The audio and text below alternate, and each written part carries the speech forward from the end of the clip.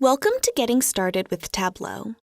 You can download the datasets to follow along in your own copy of Tableau.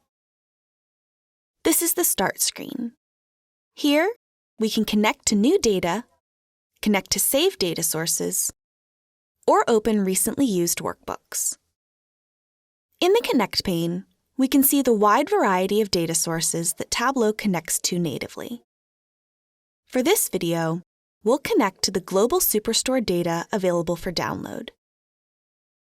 The Superstore data is an Excel file that looks like this. The data is shaped like a database table. The first row contains the column headers. This dataset contains transactions of customers purchasing specific products.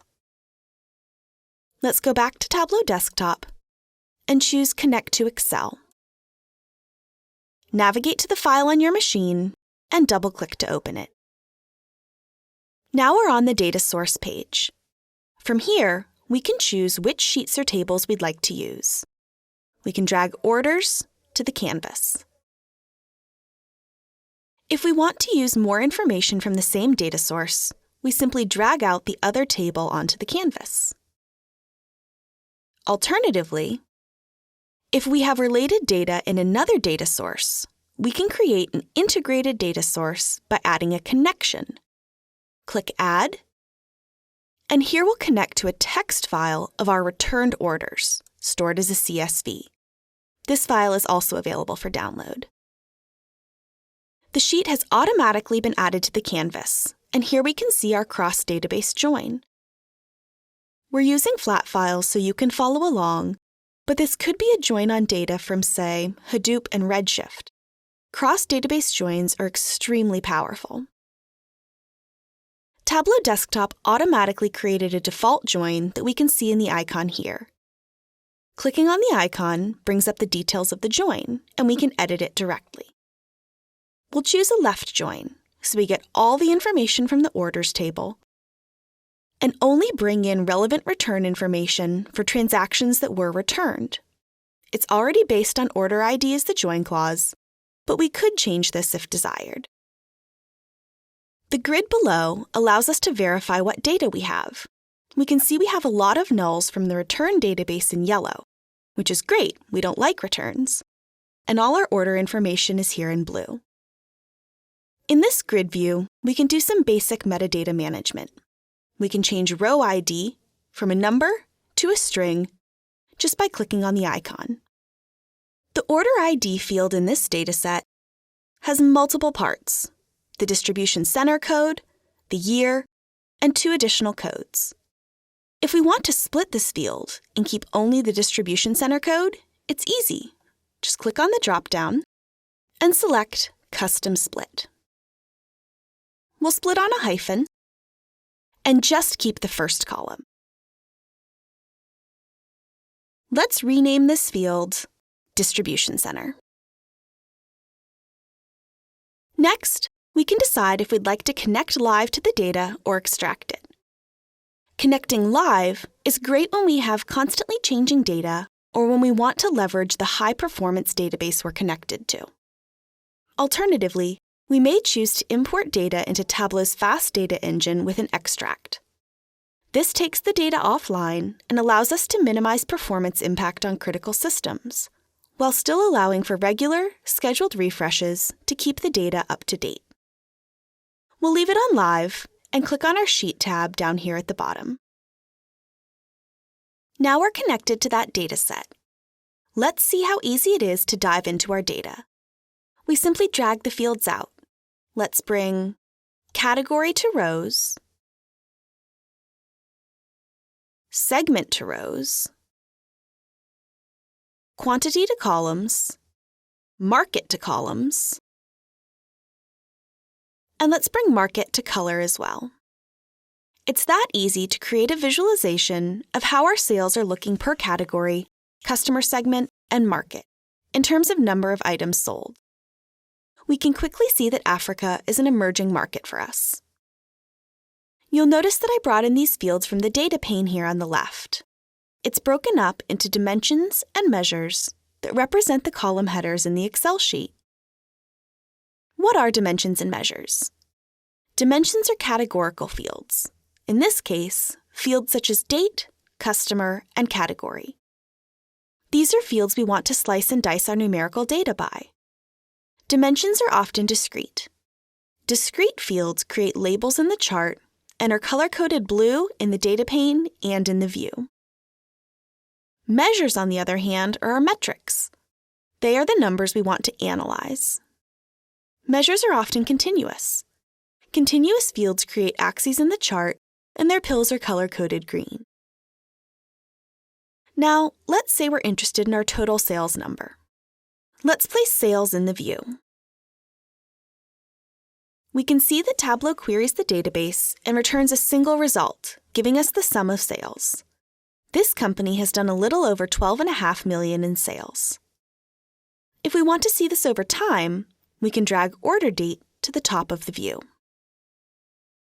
Tableau Desktop aggregates our dates at the year level. We can expand this with the plus symbol on the pill. Now we see both quarters and years in the view. To see how all of our Q1s are doing over the years, we can easily pivot the data so quarter is in front of year. Now we can compare how our growth looks by quarter across the years. Moving year to color shows us all the years on top of each other. If, instead of drilling down further, we want to change quarters to months, we can click on the pill to bring up the drop-down menu and change it. If looking at an average of sales is more useful than sum of sales, we can simply change that by using the drop-down menu on the pill and changing the aggregation to average. But let's undo that for now. What about if we want to know something like year-over-year growth? In Tableau Desktop, calculations like this are easy. Once again, clicking on the pills drop-down brings up the menu. And now going to Quick Table Calculation, we can see common business calculations as single-click options. Let's select year-over-year growth. If we still want to see our original sales, we can simply place it back in the visualization.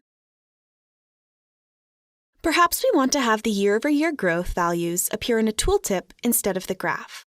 We can simply move it to the tooltip shelf. The tooltip provides additional information when we hover over marks in a view. For example, here in November of 2015, we see we're almost 50% up from the previous year. Let's drag category to the rows shelf. Now we can see which categories are doing well and when they were doing well. We can even leave comments. For example, we see there's a yearly dip in sales in July, but we rebound in the fall. We can leave an annotation by right-clicking, selecting Annotate, and adding a point annotation. This is a useful view.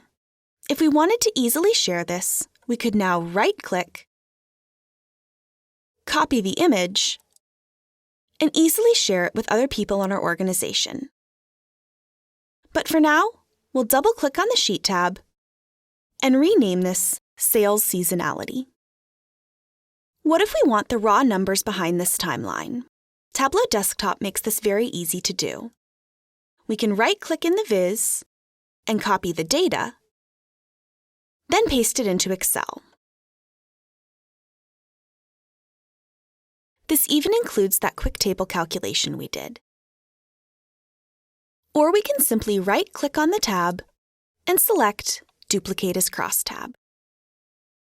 We can easily swap our axes and move category to the rows shelf. Let's make this fit a little better. This looks nice, but I'm worried that profits for our office supplies weren't good during our fall sale and into the end of the year. Let's add profit to the crosstab to find out how we're doing. Adding profit to color gives us a clearer understanding of overall trends. These colors are a bit pale though, so let's edit how we display this. We'll click on Color and click Edit Colors. Here we can choose from a wide variety of colors in the drop-down menu. I like green gold. And we'll use step colors and make 6 of them. Let's change the mark type to square, and turn on mark labels. Now we have a highlight table for profit. We can right-click on the category pill and select Show Highlighter. If we select office supplies, we can see that the fall of 2015 is dark green, so our profits for these months are going strong. Great! Hovering over these categories in the highlighter, we can quickly see that although our fall profits are doing well in technology and office supplies, furniture doesn't have that same dark green upswing in profit. Is this happening across all stores? Let's find out. We'll double-click on the Sheet tab and rename the Sheet Cross tab and create a new sheet. We know that furniture's profits are bad, and we think this may vary regionally, but we don't necessarily know the best way to view the data. Tableau Desktop provides a simple tool called Show Me to help in cases where we know the data we want to look at, but don't know how to create an effective view. Show Me contains a list of common chart types that can help you start your analysis. Note, it's possible to build an enormous variety of charts in Tableau. Show Me is the one-click options, not a comprehensive list of possibilities. Let's see Show Me at work by selecting different dimensions and measures while holding down the Control key. We're curious about our sales and how they're doing in different countries. Notice how different chart types come available based on what measures and dimensions we've chosen. Symbol map looks like a good choice for these fields. Let's also add in state.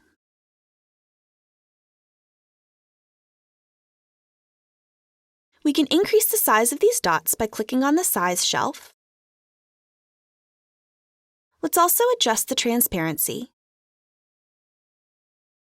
and add some borders. We'll hide the size legend, and let's color these states by profit. Note that we can do a geographic search right here. If we want to see how profits are doing in a certain location, we can navigate right to it. Let's unpin to zoom back out. Now, we're a global company, and there's that dip in sales in July. Is that because of an action of ours driven from headquarters, or is that a seasonal effect? We could tell by breaking up our sales over time by hemisphere, but we don't have that field in the data. However, we can create that custom territory ourselves directly in the map. Let's right-click and duplicate this sheet so we can leave our original view intact. We can simplify this view, stripping out everything but country. Next, we'll use the Lasso Select tool and lasso marks in the approximate southern hemisphere. Note this is very rough. Clicking the paperclip icon in the tooltip creates a group for these countries, and we've made a new field in the data pane. If we go back to our Sales Seasonality tab and add this new field to Columns, it looks like we have less revenue overall from the Southern Hemisphere, but if we keep only this column, there's no clear evidence of a reverse seasonality. Good to know. We can leave this avenue of analysis and even delete this sheet and head back to our original map. We'll name it Global Sales and Profits. Earlier, we found that furniture had poor profits. To investigate this further, let's drag Category to the Filter shelf. We'll choose Furniture. To make this an interactive filter, we'll right-click this pill and select Show Filter. We can also modify filters by selecting their drop-down menu and choosing from the variety of options. We'll pick Single Value List. Now anyone can easily choose the category they're in, such as furniture or technology or office supplies. So we know that we have this problem with furniture, but what types of furniture are doing poorly? Let's create a new sheet and use Show Me to find out. Again, as we hold down Control and select the variables we're interested in, such as category, subcategory, and sales, We see Show Me making various suggestions. We can click through a few charts to see which one looks best. There's a hierarchical nature between category and subcategory in our data. In Tableau Desktop, we can create hierarchies simply by dragging and dropping fields on top of each other in the data pane. Let's drag subcategory on top of category, and we'll call this Products. We can add product name to this hierarchy as well. Creating this hierarchy in Tableau Desktop only takes seconds and gives us full drill-down capabilities. To sort these three categories by overall sales, we can click the appropriate sort button in the toolbar. Now we clearly see that technology has the most total sales. If we expand out to see subcategory, we see that these bars are not sorted.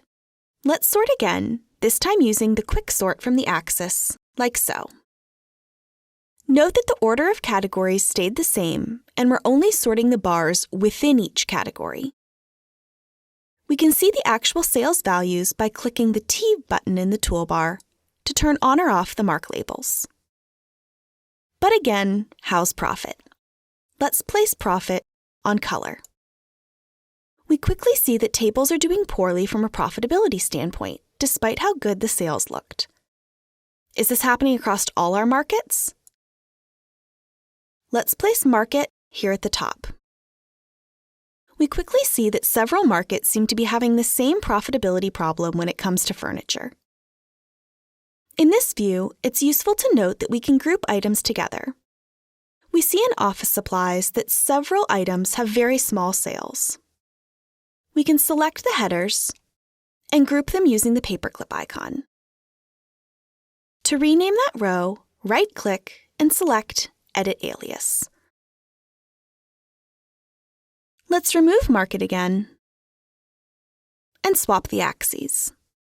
We can also right-click on the header for columns and hide that label.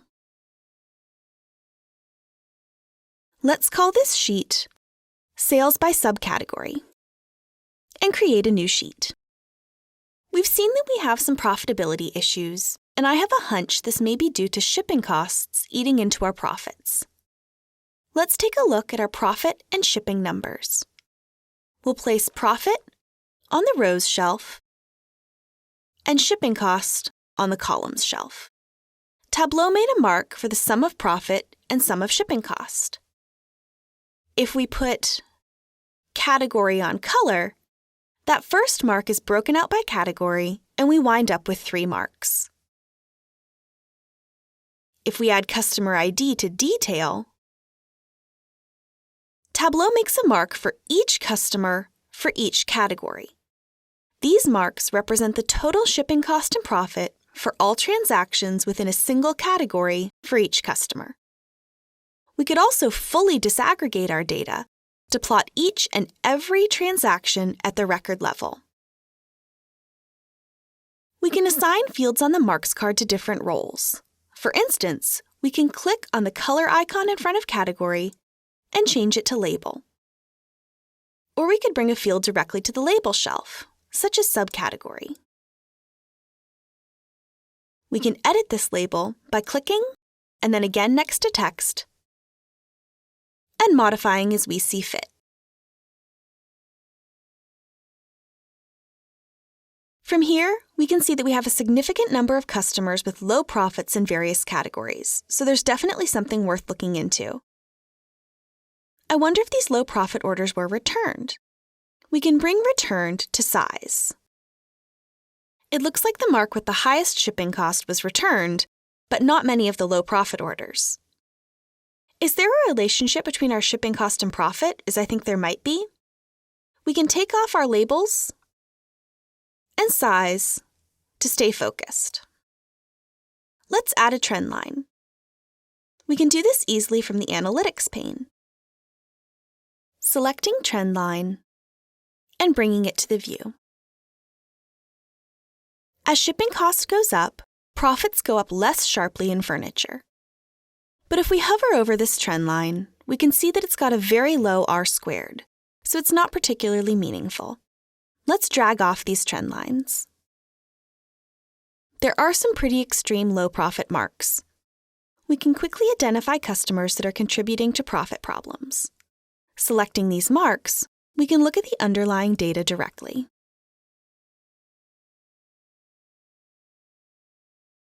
Let's change category to be shape instead of color, and change the color to gray. We'll call this sheet Customer Breakdown.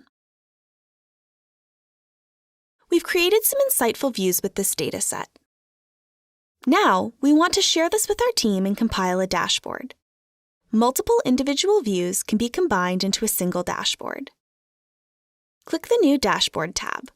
We'll name it Sales Dashboard, and we'll size it to laptop. All of our sheets are here on the left. Hovering brings up a preview. Let's drag our map into the view and place Sales by subcategory and Customer Breakdown below it, and add a dashboard title. On the interactive filter, note that when we click through the various categories, our map will change to reflect what we've selected. But what if we want all the visualizations in the workbook to change? We can select from the drop-down menu and choose Apply to All using this data source.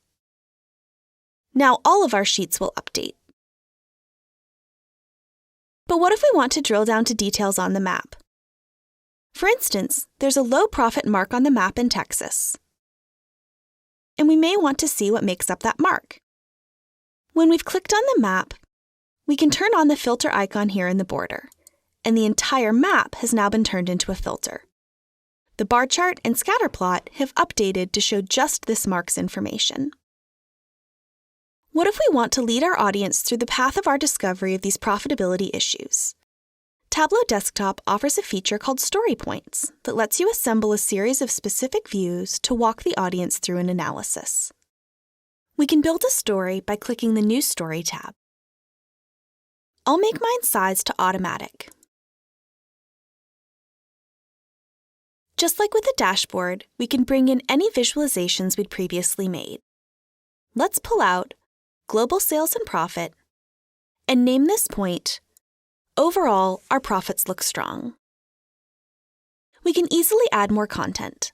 Let's bring out our dashboard and size it to the story.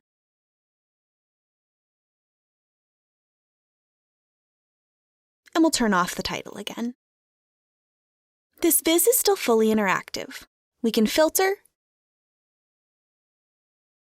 and call out that mark in Texas. When we do, the word Update appears above the navigator. Clicking Update will save this state of the viz, so everyone will see exactly this information. We'll title this, But There Are Problem Areas. This is one of the key aspects of Story Points, the ability to snapshot a specific insight of a visualization while still maintaining interactivity. Now that we've gone from raw data to insight in this workbook, we want to think about how to distribute it to others.